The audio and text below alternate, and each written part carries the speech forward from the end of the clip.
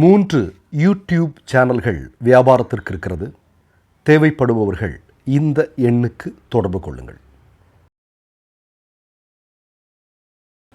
வணக்கம். புதிய தலைமை தேர்தல் ஆணையராக அமித்ஷாவுக்கு வேண்டிய ஒரு நபர் நியமிக்கப்பட்டிருக்கிறார், இரவோடு இரவாக. அப்படிங்கிறது எல்லாருக்குமே தெரியும். அவர் வந்ததுமே ஒரு அதிரடி உத்தரவை பிறப்பித்திருக்கிறார். என்ன தெரியுமா?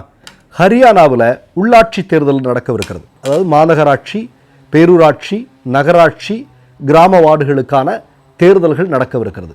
இந்த தேர்தல்களில் விவிபேட் தேவையில்லை அப்படிங்கிற ஒரு அதிரடியான அறிவிப்பை வெளியிட்டிருக்கிறார். இப்போ விவிபேட் எதுக்காக எல்லாருக்குமே தெரியும் இல்லையா? இந்தியாவில் ஓட்டிங் மிஷின் அறிமுகம் செய்யப்பட்ட போது அதில் முறைகேடு செய்ய முடியும், அது நம்பகத்தன்மை இல்லை அப்படின்னு பாஜகவினுடைய தலைவர்கள் மிகப்பெரிய போர்க்கொடி தூக்கியது நமக்கு ஞாபகம் இருக்கும். அதனால் சுப்பிரமணிய சாமி மாதிரியான ஆர்எஸ்எஸ் காரங்கெல்லாம் என்ன பண்ணாங்க அப்படின்னா, சுப்ரீம் கோர்ட்டுக்கு போயிட்டு இதில் நாங்கள் ஓட்டு போடுறோம், அந்த நாங்கள் போட்ட சின்னத்துக்கு தான் விழுந்தது அப்படிங்கிறதுக்கு என்ன ஆதாரம் இருக்குது, அதனால் இதை நீங்கள் தடை பண்ணணும் அப்படின்னு. அப்போ தான் சரி, விவிபேட் இருக்குது, நீ எதுக்கு போட்டியோ அதை உறுதி செய்கிறதுக்கு தான் விவிபேட்டில் ஒரு ஸ்லிப் வரும். அதை பார்த்தா நீ கைக்கு தான் போட்ட, நீ உதயசீரியனுக்கு தான் போட்ட, நீ அருவாள் சுத்தியலுக்கு தான் போட்ட அப்படிங்கிறது தெரிஞ்சிடும் அப்படின்னு சொல்லிட்டு கொண்டு வந்ததே அதன் பிறகு தான். இப்போ விவிபேட் வேண்டாம்னு சொல்கிறாங்க.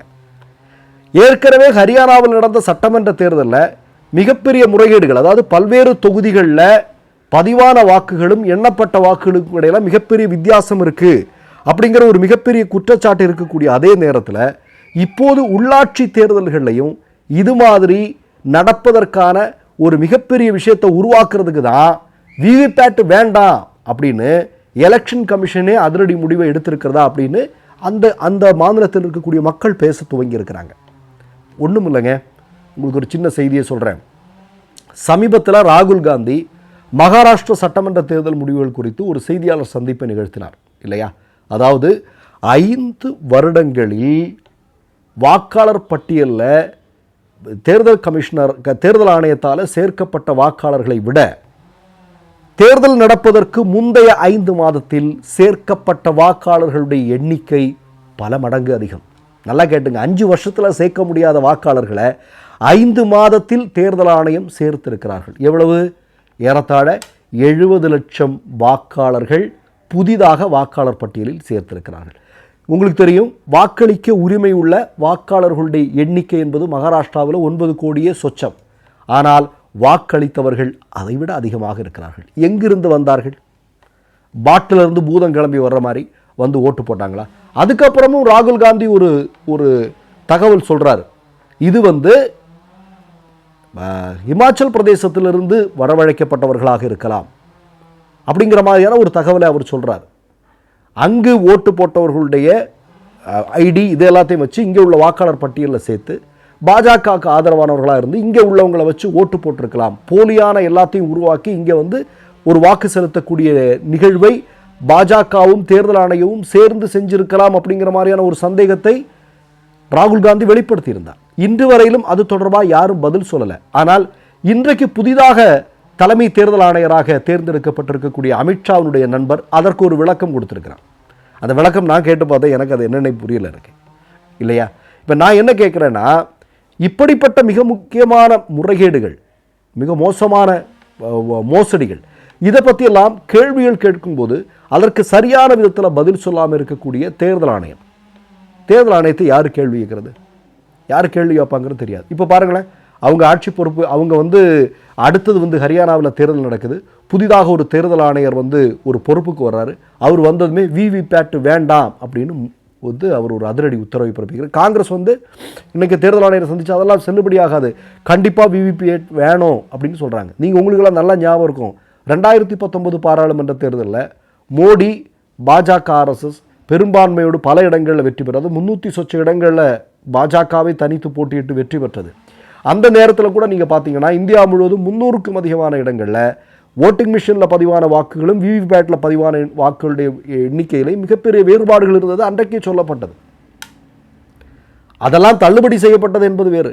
பின்னாளில் அது தள்ளுபடி செய்யப்பட்டது காரணம் இருக்குது. இப்போ டெல்லியில் இருக்கக்கூடிய தேர்தல் ஆணையர்கிட்ட ஒவ்வொரு கட்சியும் விவிபேட் ஸ்லிப்பை பற்றி கேட்குறாங்க.